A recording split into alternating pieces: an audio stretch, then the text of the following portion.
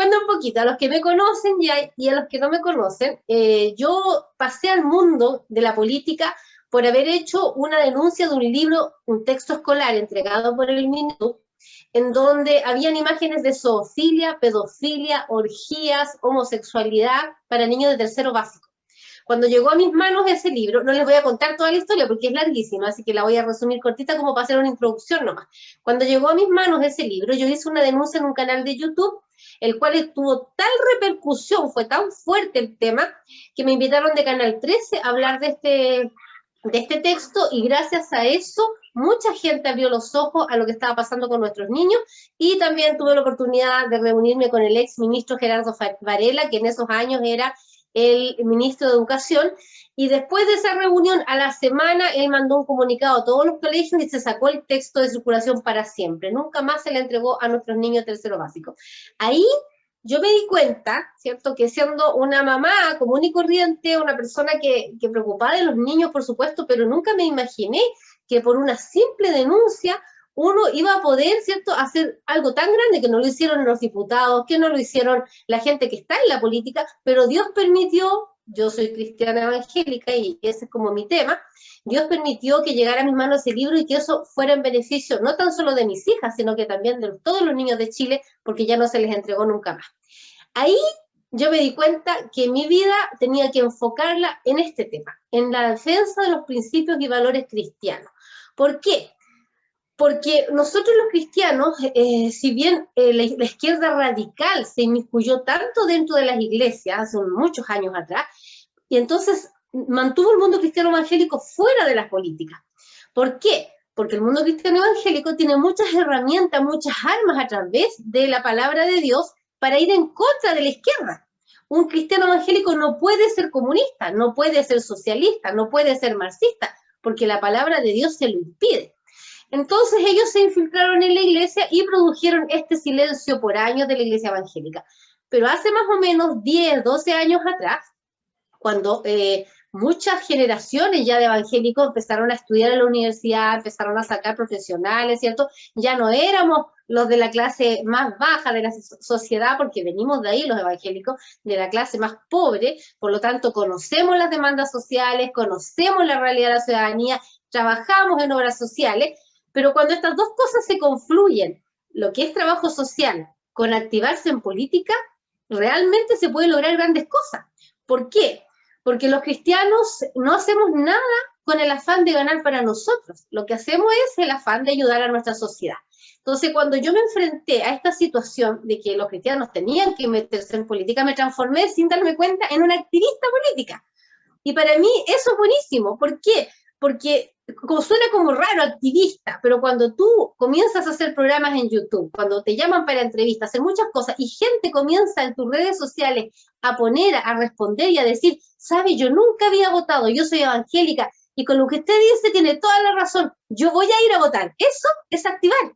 Entonces dije yo, esta es mi pega, esto es lo que yo tengo que hacer, así que comencé a dar ese trabajo a través de las redes, de programas, de radio, comencé a meterme como candidata para poder apoyarse a todos los candidatos más fuertes de las listas, para poder activar a los evangélicos, que ese es mi afán en esta tierra, que los evangélicos en Chile se activen a la política.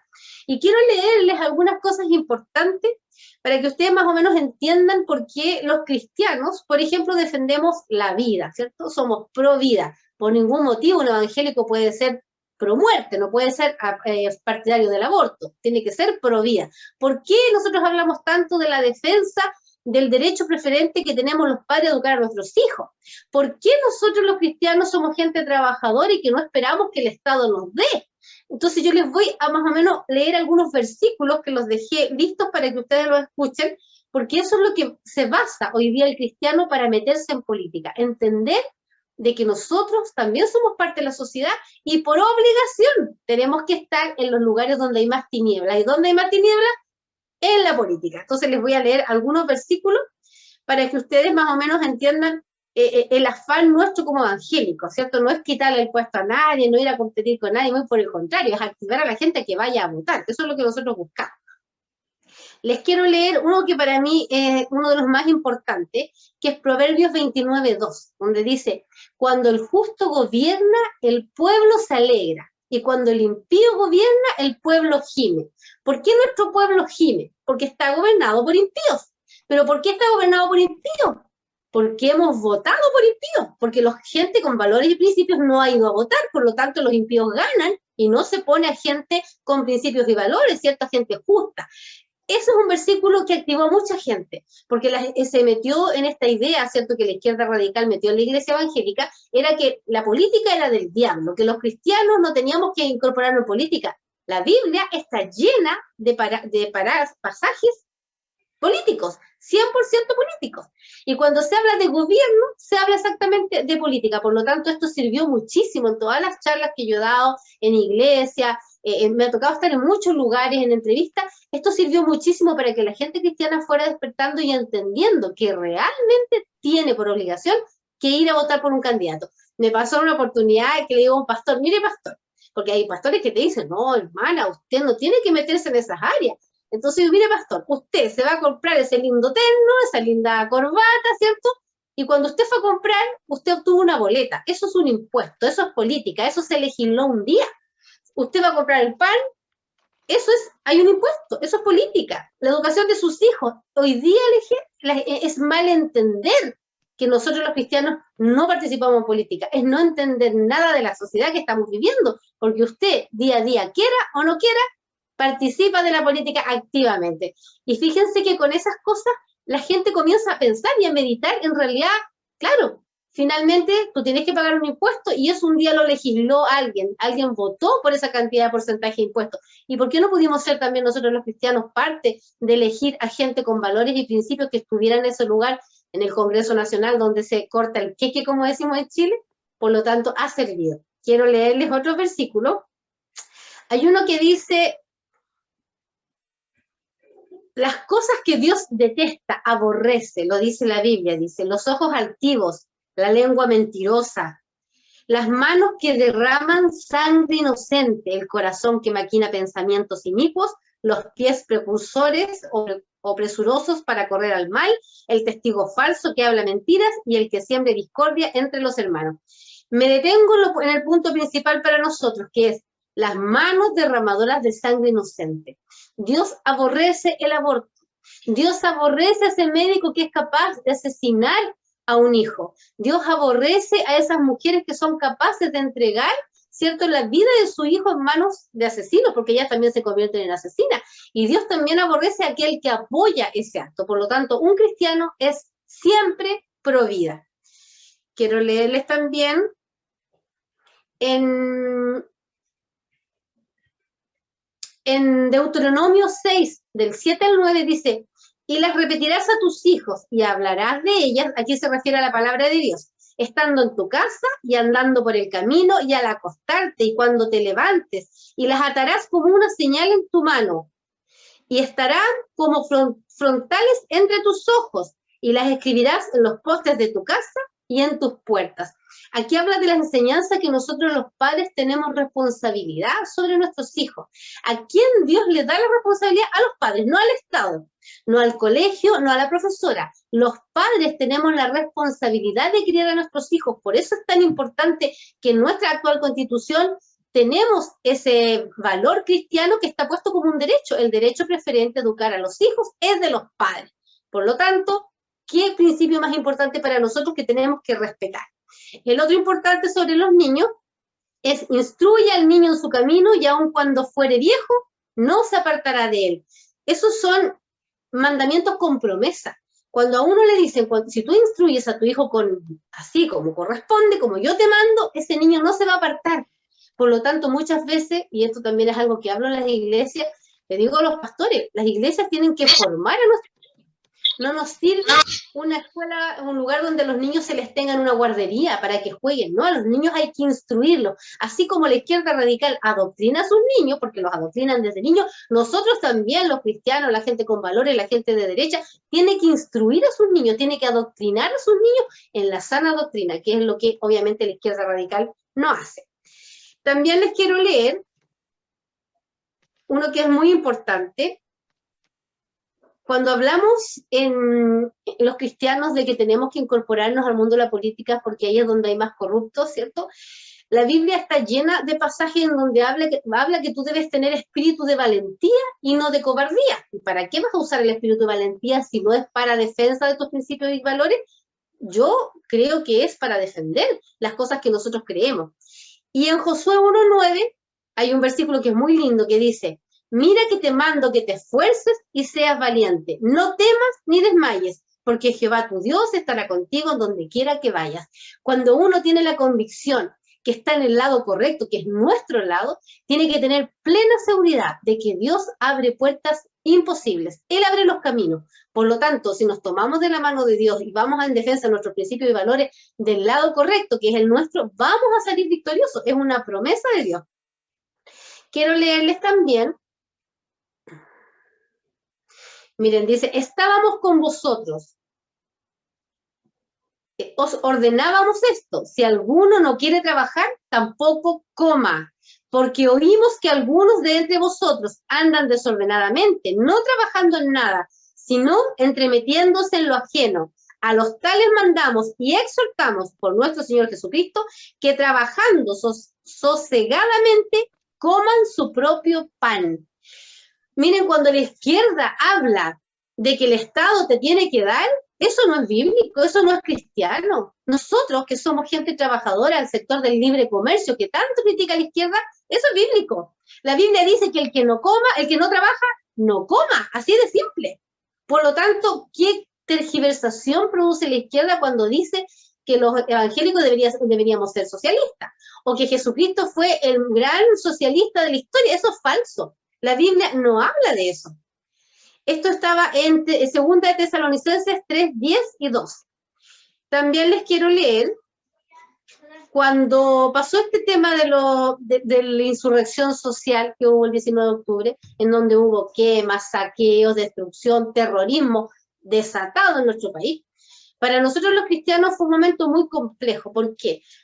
Porque había mucha gente, ¿cierto?, que teniendo hijos jóvenes, algunos de ellos los pillamos que participaron en algunos actos de este tipo. Y en muchas charlas que yo comencé a dar a la juventud, porque también le doy muchas charlas a los jóvenes con respecto al feminismo en las niñas, y cómo está en contra de la palabra de Dios del feminismo, y cómo está en contra de la insurrección social el cristianismo. Nosotros que somos cristianos no podemos ser parte de aquello. Y les quiero leer un versículo que yo siempre se los leo y ellos quedan muy asombrados, porque es tan decidor. Dice: los hombres escarnecedores ponen la ciudad en llamas, mas los sabios apartan la ira. En Proverbios 29:8. Cuando yo leía ese versículo, muchos jóvenes se sentían avergonzados, porque muchos de ellos participaron en algunas fogatas que hacían en las calles con caucho, ¿cierto?, de neumático, y eso no lo puede hacer un cristiano. Por lo tanto, ellos reconocían, y con eso tú también los educas, porque hay un desorden muy grande hoy día en la juventud. La televisión, las políticas públicas están llevando a nuestros jóvenes a una insubordinación total. Hoy día no quieren reglas, hoy día no respetan a los profesores, hoy día no respetan a los mayores, y eso es algo que nosotros los cristianos tenemos que retomar. Y digo los cristianos porque ahí involucramos a todos los cristianos, a todos los creyentes, católicos, de cualquier rama. ¿Por qué? Porque hoy día tenemos muchos jóvenes que son de la era actual, entre 17 y 24, que están totalmente perdidos, y que muchos de ellos son hijos de gente nuestra, de la gente de derecha, de gente militar, de carabineros, de evangélicos, de católicos. ¿Qué nos pasó? ¿En qué momento, cierto? Nosotros no nos dimos cuenta cómo estos jóvenes se nos fueron de las manos. Entonces, hoy día tenemos que hacer un stop, tenemos que parar, tenemos que sentarnos en la mesa con nuestros hijos a hablar de política. Yo recuerdo muchos años atrás, cuando yo era muy chica, existía el dicho, ustedes también se deben recordar: no hay que hablar de política, ni de fútbol, ni de religión. Ese era como el lema. Bueno, eso nos hizo muy mal. En mi casa, mi mamá nos hablaba de política y de religión, que era algo muy importante. Por lo tanto, hoy día esa parte, ¿cierto?, que nosotros vivimos, que nosotros vibramos, ¿cierto?, que es esta defensa de nuestros principios y valores, si nosotros no le inculcamos desde ahora a nuestros hijos, vamos a tener muchas generaciones perdidas. Por lo tanto, aquellos que tienen hijos que están en estas edades que son complejas, siéntelos, cuéntelos qué pasó, cuéntelos de qué pasó el 73, por qué hubo un 73, por qué existió, ¿cierto? ¿Por qué salió? ¿Cómo decirlo en unas palabras? ¿Por qué se hizo, ¿cierto?, este tema de la pronunciamiento militar? Yo digo golpe militar, pero no por creer que fue eso, sino que lo digo porque a la izquierda eso le da tirria, entonces pues, lo digo como un poco para molestarlo. Digo, ¿por qué era necesario? Porque hubo un Allende que se pasó por arriba de la Constitución, ¿cierto? Hubo un Allende que comenzó a dejar a nuestro país en la ruina, hubo un Allende que produjo todo esto. Sí, el general Pinochet no nació de la nada de él, del corazón de la no, tengo que ir y destruir la moneda, no, eso le enseñó yo a mis hijas, yo tengo 4 hijos, de 28, de 20, de 13 y de 11, yo soy viuda, entonces es una pega fuerte la que hay que hacer con nuestros hijos. Entonces yo les explico a ellos qué es lo que pasaba en la reforma agraria, por ejemplo, cómo se le quitaba a la gente los terrenos, qué pasó en Carrizal Bajo con esta entrada, ¿cierto?, de montones de armamentos para que esta gente fuera y atacara a los que no eran de su lado. Todas esas cosas tenemos que hablar sobre nuestros jóvenes porque ellos no conocen esa parte de la historia. A ellos se les ha metido en la cabeza en el colegio, a través de la televisión, y lamentablemente mucha gente que no le gusta tocar estos temas, lo que pasó del 73 para adelante. Por lo tanto, es pega de nosotros hoy día revertir esa situación, porque si no vamos a perder esta batalla cultural, es una batalla muy fuerte la que estamos dando. Una es el ámbito espiritual, ¿cierto? Nosotros como cristianos, los que creen en Dios, creemos que existe una batalla espiritual, pero también tenemos una batalla terrenal, y esa la tenemos que dar. Nosotros vivimos una cultura judeo-cristiana que ha mantenido nuestro país, una cultura, ¿cierto?, de libertad. Nosotros tenemos una constitución sumamente sólida, que ha sido reformada en más de 295 veces, fue la última vez que la contabilicé, porque nosotros hacemos ese estudio antes de dar las charlas, tenemos hasta el último dato, la última vez que la vi eran 295 veces. Por lo tanto, cuando dicen la constitución de Pinochet impuesta entre 4 paredes, falso. Tenemos que decirle a nuestros hijos que hubo un plebiscito en el año 80, que fue ganada la constitución con el 67% de los votos de la gente que vivía en esos entonces. Por lo tanto, no fue impuesta, fue legítima. Los ciudadanos que vivían en ese tiempo la votaron. Por lo tanto, ¿por qué la derecha, nuestro sector, nunca habla de estas cosas? Entonces, en televisión uno escucha estas frases y van quedando en el colectivo. Los jóvenes escuchan estas frases y van repitiéndolas porque nadie hace la contraparte. Y esa es la parte que nosotros tenemos que activar, la contraparte, ser nosotros la resistencia, oponernos a que la izquierda radical siga avanzando.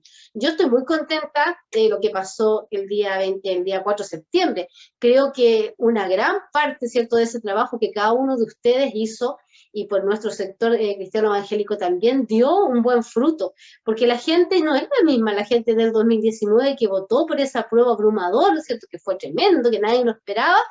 Hoy día la gente está informada, hoy día sabía que la sociedad nunca buscó un cambio constitucional. Nadie estaba en nuestra mente un cambio constitucional, sin embargo los políticos instauraron esto. La gente ahora sabe que el 18 de octubre fue preparado, no fue espontáneo, pero lo sabe ¿por qué? Porque hemos hecho todos juntos un trabajo grande que debemos seguir manteniéndolo, porque cuando vemos a estos políticos hoy día que están nuevamente negociando cuando ni siquiera tienen representatividad, ellos no hablan de estos temas, ellos siguen con el discurso de que la Constitución del 80 está muerta. Falso, la Constitución del 80 está viva hoy día, la quisieron matar por la espalda, claro que sí quisieron hacerlo, pero no pudieron. ¿Por qué? Porque hoy día la gente sabe que todas las demandas sociales no están en la Constitución. No era necesario un cambio constitucional, no era necesario gastarse 28.000 millones de pesos en una convención que duró un año, que fue un fiasco, que hicimos el ridículo a nivel internacional. Las cosas que pasaron ahí, o sea, realmente son insólitas. Y hoy día quieren volver a repetir el proceso sin preguntarle a la ciudadanía. Entonces yo quiero que aquí, en mi punto final, porque creo que ya me ocupé los minutos que me dieron, en mi punto final decirles, tenemos que instaurar una frase. ¿Por qué? Porque hoy día están hablando de un cambio constitucional, ¿cierto?, que los políticos de izquierda y derecha. Tenemos el sector nuestro que habla de que el artículo 142 hay que respetarlo, por lo tanto no puede haber nada más. Pero, ojo, cuando tenemos políticos que son capaces de cualquier cosa, que no les importa nada lo que la ciudadanía opere o opine, nosotros tenemos que ser hábiles. No podemos seguir diciendo, no hay nada más después de esto, que se terminó el proceso. No, lo que tenemos que hacer es exigir hoy día un plebiscito de entrada. Que nosotros seamos los ciudadanos los que decidamos si queremos o no cambiar nuevamente la Constitución. ¿Saben por qué ellos no lo quieren hacer? Porque saben que el rechazo ganaría. Y eso es lo que tenemos que perseguir, porque si no, lo van a hacer igual. Recordemos que a ellos no les interesa lo que nosotros pensemos. Yo creo que esta Constitución es espectacular, que hay que subir algunas cosas, hay que actualizarla un poquito, hay cosas que son mínimas, maquillaje, pero no es necesario cambiarlo. Todos los principios y valores que yo defiendo están en esta Constitución, por lo tanto yo no quiero cambio. Pero cuando tenemos a políticos de la línea que hoy día tenemos, de derecha y de izquierda, que están persiguiendo un cambio constitucional, como lo hace Macaya, como lo hace Chaguán, como lo hace Charper, como lo hace toda esa manga, de verdad que para mí son unos sinvergüenza, porque esa es la palabra real, ellos no tienen vergüenza de nada, no les importa nada, ellos lo que persiguen es dejarnos a nosotros fuera del juego y ser ellos los que decían.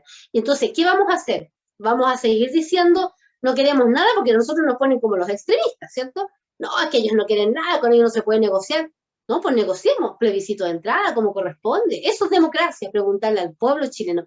Vamos a volver a ganar con el rechazo, eso está claro, porque nadie quiere repetir el circo que tuvimos estos últimos 12 meses. Pero el problema está en que hoy día ellos están ahí como al acecho, esperando que nos debilitemos, ¿cierto? Como derecha, y como ellos nos quieren llamar la extrema derecha, nos ridiculizan con esa frase para callarnos, pero debemos ser un poco más hábiles nosotros.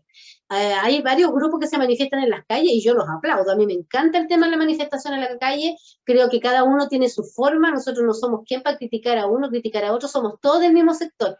Me encanta eso, porque eso ha frenado a estos políticos que ya llegaran a acuerdos. Recordemos que después del día de las votaciones ya querían sentarse a conversar. Los fatúes querían volver a proponer el cambio y sin preguntarle a nadie. Pero gracias a todas estas manifestaciones de ciudadanos, hoy día ellos han logrado, bueno, hemos logrado entre todos estos los que salimos a la calle, a mí me gusta mucho la pega en la calle, porque creo que la izquierda radical se tomó las calles y nunca nadie se las peleó, hoy día las estamos peleando.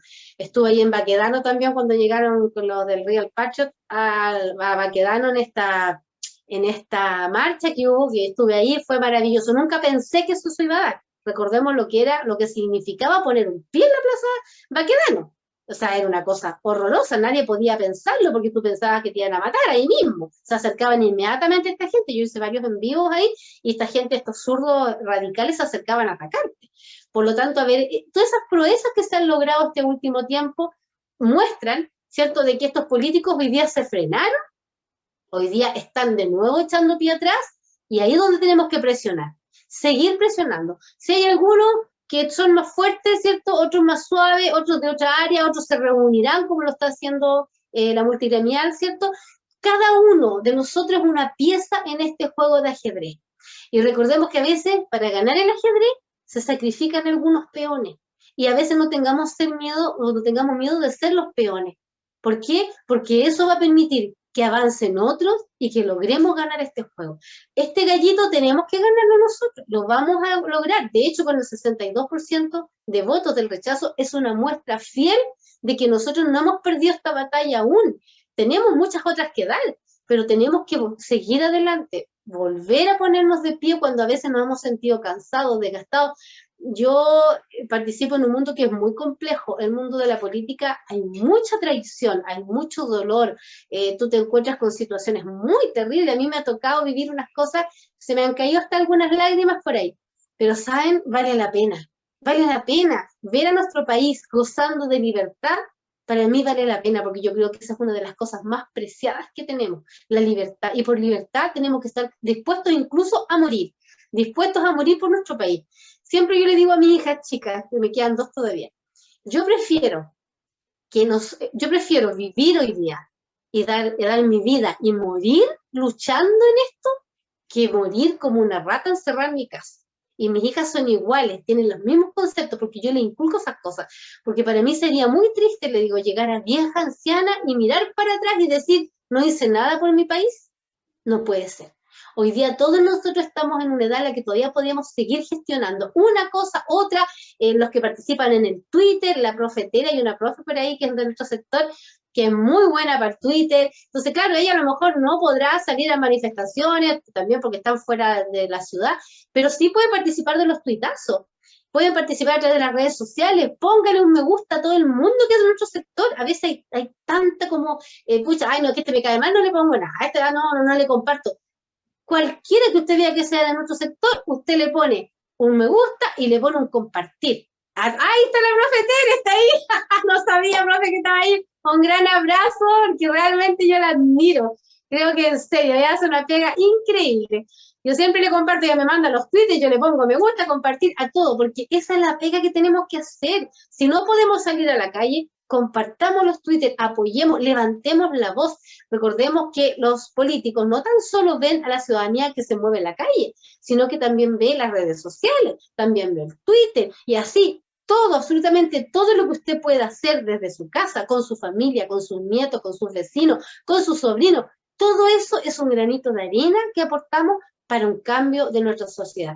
Así que les agradezco muchísimo, muchísimo este tiempo que me dieron, de haber podido compartir con ustedes esto que es tan importante, ¿cierto? Esta pasión, este amor que tenemos por nuestra patria, y obviamente son momentos complejos de nuestro país, pero esta guerra la vamos a ganar nosotros porque depende de nosotros, no depende de ellos. Depende de nosotros ganarla. Hoy día ya sabemos lo que pasa en Venezuela, sabemos lo que ha pasado en 62 años en Cuba, por lo tanto tenemos argumentos sólidos hoy día para dar esta batalla. Así que un gran abrazo a todos, Dios bendiga a este grupo, Dios bendiga a nuestro país, y muchas gracias, Carlos, por esta invitación que me hiciste a compartir con respecto a los principios y valores